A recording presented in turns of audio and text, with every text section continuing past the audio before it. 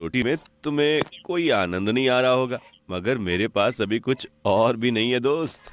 कोई बात नहीं, मैं जंगल में भटकते हुए बहुत ज्यादा भूखा हो गया था।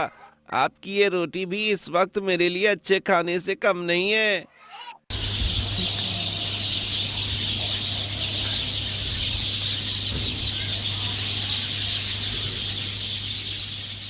एक बार की बात है। एक गांव में बिरजू नाम का एक आदमी रहता था। बिरजू बहुत मेहनती आदमी था, मगर किस्मत कभी उसका साथ नहीं देती थी। पहले बिरजू ने खेती करना शुरू किया और ये उम्मीद लगाई कि उसकी गरीबी कटेगी, मगर फिर तेज बारिश की वजह से खेतों में सारी फसल खराब हो गई। इसके बाद अब बिरजू ने फल तोड़कर बेचना शुरू किया था। एक दिन सुबह सुबह बिरजू ने अपनी पत्नी माधवी से कहा। माधवी, मैं जंगल जा रहा हूँ ताजे फल तोड़ कर लाने के लिए। उम्मीद करता हूँ इस बार मेरा काम चल जाएगा। हाँ हाँ, हर बार हम यही उम्मीद तो करते हैं, लेकिन होता कुछ नहीं। पता नहीं क्यों, लेकिन आप जिस काम को हाथ लगाते हैं उसमें ही नुकसान हो जाता है। जब आपने मजदूरी शुरू की तो लोगों ने मजदूर रखना ही बंद कर दिया था। हाँ। ओफो, कम से कम तुम तो शुभ शुभ बोलो। वैसे भी पूरा गांव अब मुझे मनहूस मानने लगा है। मेरी किस्मत खराब है ये मैं मानता हूँ, मगर मैं जीना तो नहीं छोड़ सकता हूँ ना। उफ, आप और आपकी बातें। अच्छा, अब आप जाइए और जल्दी लौटिएगा। और हाँ, मैंने ये 2 रोटी अचार के साथ बांध दी हैं। जंगल में भूख लगे तो खा लेना। हाँ हाँ, लाओ। वहाँ जंगल में तो पानी भी बहुत मुश्किल से मिलता है। ये रोटियां बहुत काम आएंगी। थोड़ा पानी भी दे दो।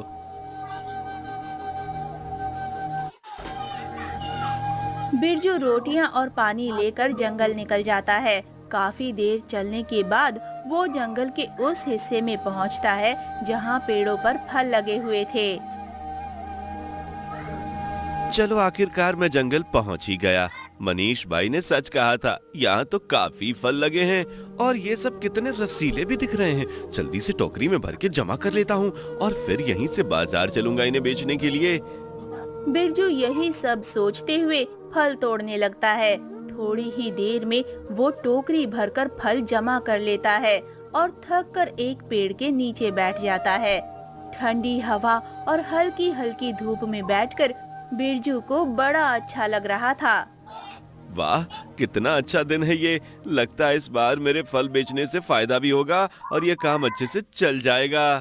तभी बिरजू को अपने पेट से कुछ आवाज सुनाई देती है। लगता है मेरा पेट अब कुछ खाने को मांग रहा है।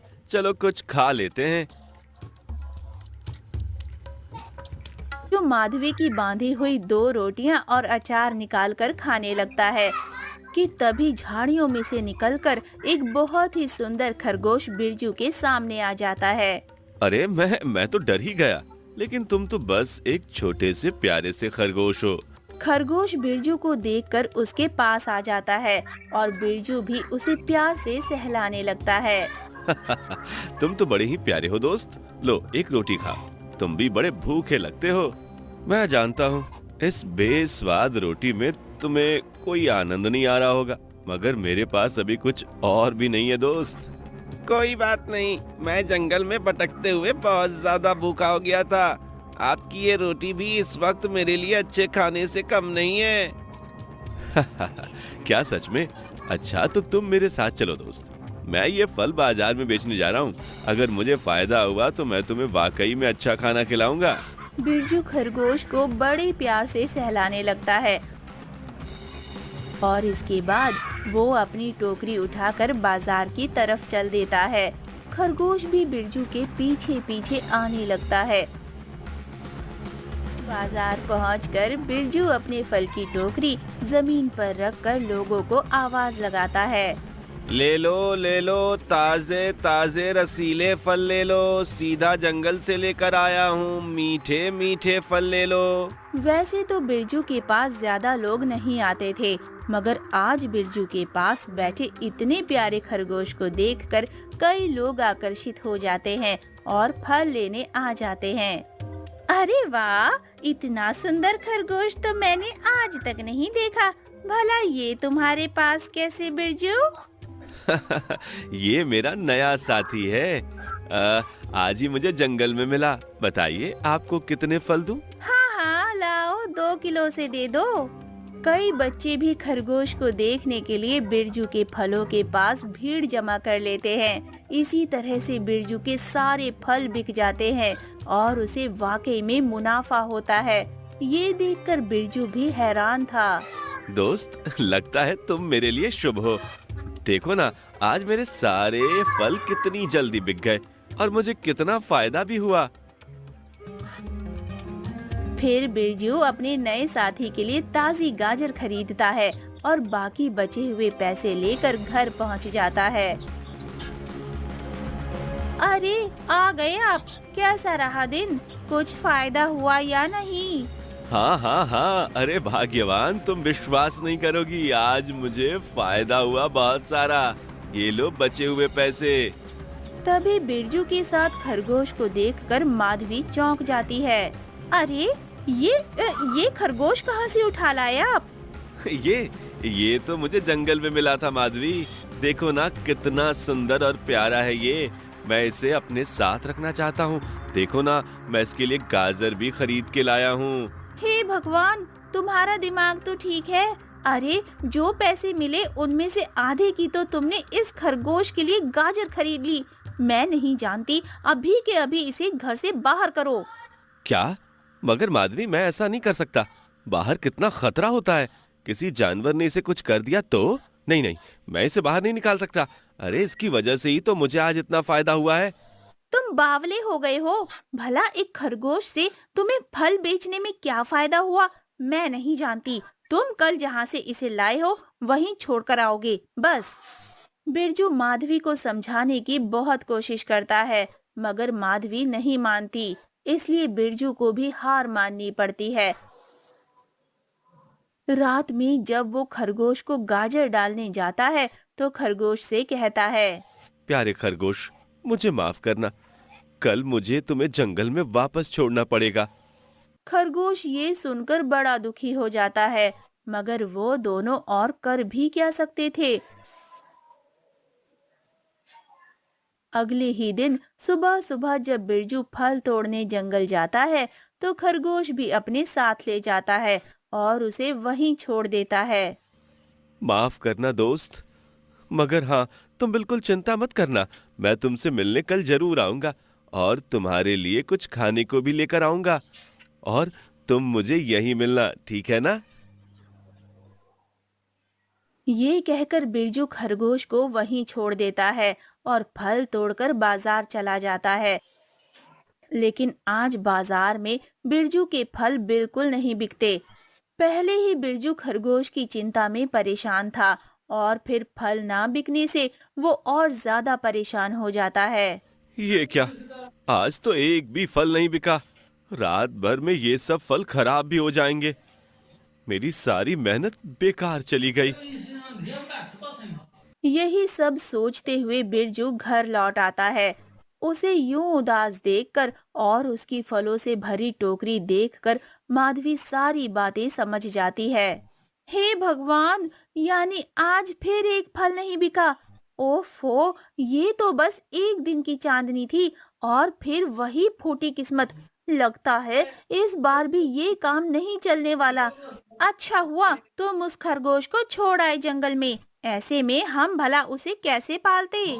मगर माधवी, मुझे लगता है कि कल हमें फायदा इसलिए हुआ था क्योंकि वो हमारे साथ था। देखो ना, जैसे ही मैंने उसे वापस छोड़ा मुझे कितना ज्यादा नुकसान हो गया। हाँ, ऐसा कुछ भी नहीं है। आप कल फिर से कोशिश करना। देखना, कुछ फल तो जरूर बिक ही जाएंगे। माधवी अभी भी खरगोश को वापस लाने के लिए राजी नहीं थी, मगर रात भर में बिरजू को अपने साथी खरगोश की बड़ी चिंता सताती है और उसे हल्की सी भी नींद नहीं आती। वो लेटे लेटे सोचता है। अब तो सुबह भी होने वाली है और मुझे बिल्कुल भी नींद नहीं आई। बड़ी चिंता सता रही है मेरे दोस्त की। कहीं जंगल में किसी जानवर ने उस पर हमला ना कर दिया हो। नहीं, चाहे माधवी कितना ही गुस्सा करे, कल मैं उस खरगोश को वापस लेकर ही आऊंगा। हाँ, और उसे घर के पीछे एक डब्बे में छिपा दूंगा। यही करना ठीक रहेगा। फिर क्या था, अगले दिन फिर से बिरजू टोकरी उठाकर सुबह सुबह जंगल पहुंच जाता है। खरगोश भी उसी जगह पर बिरजू का इंतजार कर रहा था। बिरजू को देखकर खरगोश खुश होकर उसकी तरफ दौड़ता है। मेरे प्यारे दोस्त, चिंता मत करो। आज मैं तुम्हें वापस ले चलूंगा और यहाँ अकेले नहीं छोड़ूंगा। तुम कल बहुत डर गए होगे ना। बिरजू प्यार से खरगोश को सहलाता है और फिर फल तोड़कर बाजार चला जाता है। हैरानी की बात तो ये थी कि आज फिर से लोगों ने बिरजू के फल खरीदने के लिए भीड़ जमा कर ली थी। मेरे दोस्त, अब तो मुझे पूरा यकीन हो गया कि तुम मेरे भाग्य की चाबी हो। तुम मेरे लिए शुभ हो और अब मैं तुम्हें कभी भी अपने से दूर नहीं करूंगा। खरगोश भी दौड़ दौड़ कर जाता और ग्राहकों को आकर्षित करके बिरजू के पास ले आता। देखते ही देखते बिरजू के सारे फल बिक जाते हैं और उसे दोगुना फायदा होता है। वाह वाह वाह, आज फिर से मुझे कितना फायदा हुआ।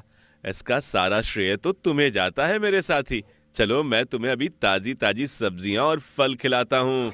बिरजू खरगोश को फल खिलाता है और फिर से उसे घर ले आता है। ये क्या, फिर से? माधवी सुनो तो, देखो ना, आज फिर से जब मैं इस खरगोश को अपने साथ बाजार ले गया तो मुझे कितना फायदा हुआ। तुम मानती क्यों नहीं? ये हमारे लिए शुभ है। और अगर अब तुमने इसे घर से भगाने को कहा ना, तो मैं भी इसके साथ चला जाऊंगा। मैं इसको अकेले जंगल में नहीं छोड़ सकता। बिरजू की ऐसी बातें सुनकर माधवी कुछ नहीं बोल पाती और गुस्से में अंदर चली जाती है। फिर क्या था, अगले दिन से बिरजू हर वक्त अपने खरगोश के साथ ही रहने लगता है। वो उसके साथ फल तोड़ने जाता, फिर उन्हें बाजार में बेचने जाता। उसका फल बेचने का काम भी अच्छा चलने लगता है और समय के साथ खरगोश उसका पक्का साथी बन जाता है।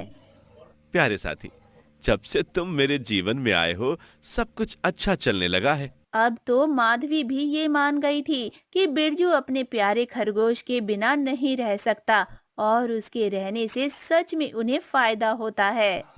सच कहा आपने, अब तो मुझे भी इसका आंगन में खेलना बड़ा अच्छा लगता है। माधवी और बिरजू अपने घर के आंगन में बैठकर खरगोश से बातें कर रहे थे कि तभी कुछ सैनिक अचानक से उनके घर में आ जाते हैं और एक जाल खरगोश के ऊपर फेंक देते हैं। ये देखकर बिरजू और माधवी चौंक जाते हैं। अरे अरे, कौन है आप? और आपने मेरे खरगोश पे ये जाल क्यों डाला है? ध्यान से देखिए, ये तो राजमहल के सैनिक लगते हैं। सुनो बेवकूफ आदमी, ये एक शाही खरगोश है और हम इसे पूरे 1 महीने से खोज रहे थे। तुम ही हो वो जिसने इसे महल से चुराया था। जल्दी से उसे पकड़ लो।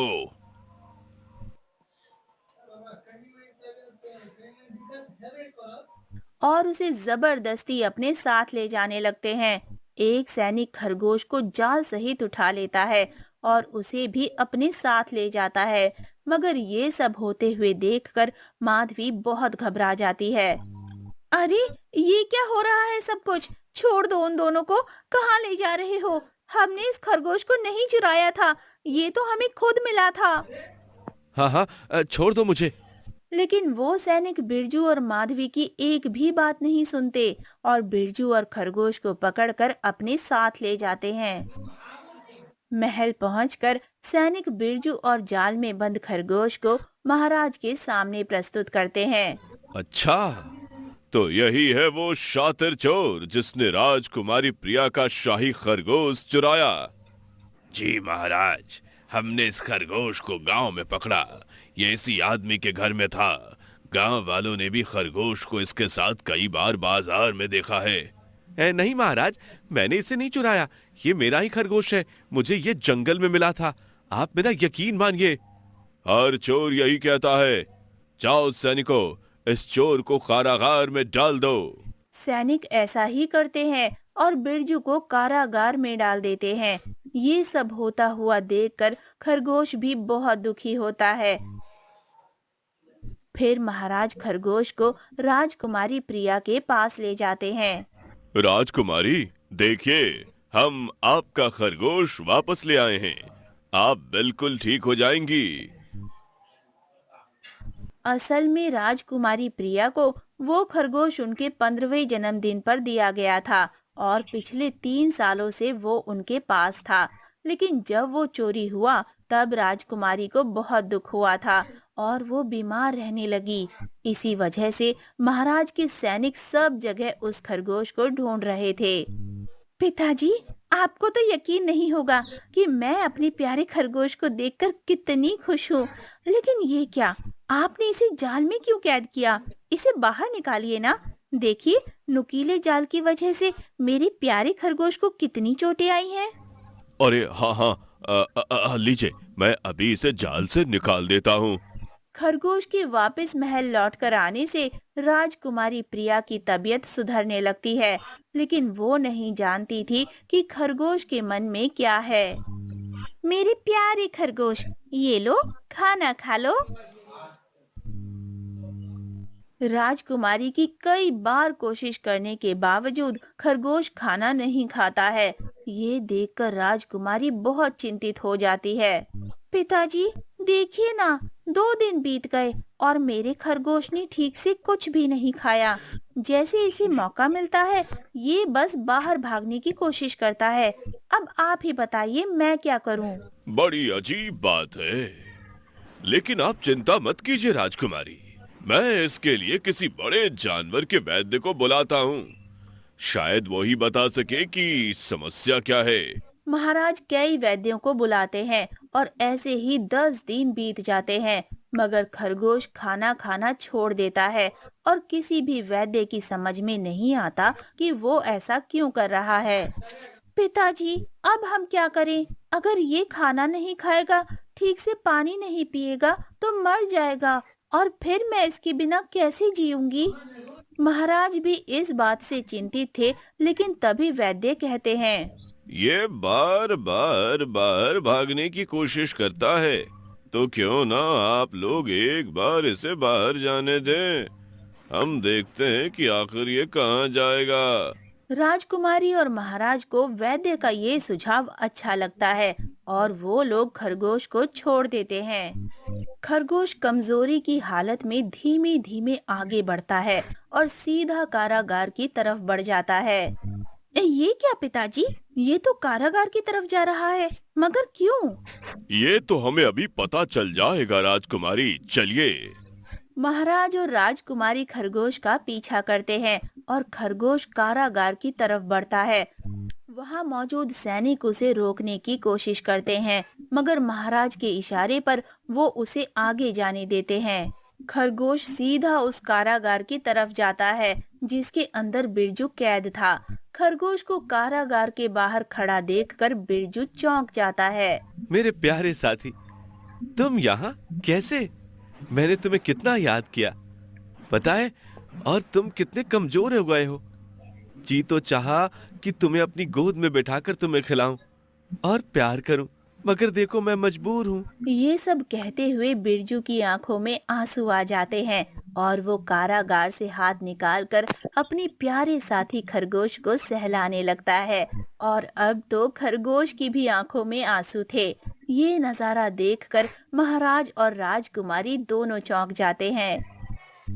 नहीं, ये आदमी चोर नहीं हो सकता। सैनिकों, अभी के अभी इसे आजाद करो और बाइज्जत सभा में लेकर आओ। फिर सैनिक ऐसा ही करते हैं। वो बिरजू और खरगोश को लेकर सभा में पहुंचते हैं और अब राजकुमारी भी वहां मौजूद थी। क्या हुआ महाराज? अब आपने मुझे क्यों याद किया है? मैं समझ चुका हूँ कि तुम एक चोर नहीं थे और अब मैं तुम्हारी बात भी सुनना चाहता हूँ। महाराज, मुझे ये खरगोश जंगल में मिला था और वहीं से हमारी गहरी मित्रता हो गई। हम एक दूसरे के बगैर नहीं रह सकते। हम एक दूसरे के असली साथी हैं। ये तो हमने देख लिया, वाकई में ये खरगोश आपके बिना नहीं रह सकता, मगर हमें भी ये बहुत प्रिय है। अब आप ही बताइए, हम इसे आपके साथ कैसे जाने दें? बिरजू ये सुनकर कुछ नहीं कहता, लेकिन तभी महाराज कहते हैं। अगर मैं आपको महाराज का मंत्री बना दूं, तो क्या आप यहाँ रहना पसंद करेंगे? आप अपने परिवार के साथ महल में ही रह सकते हैं और इसी बहाने हमारा खरगोश भी साथ रहेगा। ये तो बहुत अच्छी बात है महाराज। मेरी पत्नी भी ये सुनकर बहुत खुश होगी। लेकिन तभी पीछे से कुछ सैनिक बिरजू की पत्नी माधवी को महल में ले आते हैं। माधवी, तुम यहाँ? माधवी बिरजू को देखकर दौड़कर उसके पास आकर खड़ी हो जाती है। महाराज, पिछले 10 दिनों से ये रोज महल के बाहर आकर अपने पति से मिलने का इंतजार करती थी। आज भी आई थी और जब हमें पता चला कि आपने बिरजू को आजाद कर दिया तो हम इसे अंदर महल में ले आए। महाराज को ये सुनकर अपनी गलती का एहसास होता है और फिर वो माफी मांगते हुए बिरजू और माधवी से कहते हैं, आप दोनों हमें माफ कर दीजिए। हमारी गलतफहमी की वजह से आपको बहुत तकलीफ उठानी पड़ी, लेकिन हम गलती का प्रायश्चित करेंगे। आप दोनों यहीं रहिएगा, इसी महल में। फिर बिरजू और माधवी भी महाराज को माफ कर देते हैं और बिरजू अपने साथी के साथ खुशी खुशी रहने लगता है। राजकुमारी रत्ना एक बार फिर उसी नदी के किनारे बैठी होती है जहां उसने पहली बार नजर से मुलाकात की थी। वह जिन्न को याद करती है और पछताती है। नजर, मैंने तुम्हें धोखा दिया, मुझे माफ कर दो। मैं समझ नहीं पाई कि तुम्हारा प्यार कितना सच्चा था। राजकुमारी परेशान होकर एक जंगल में रहने वाले ऋषि के पास जाती है। महाराज, मुझे लगता है कि मैंने जिन्न के साथ गलत किया। मैंने उसे कैद करवाकर उसकी आजादी छीन ली। क्या उसे आजाद किया जा सकता है? हाँ, यह संभव है, लेकिन तुम्हें उसके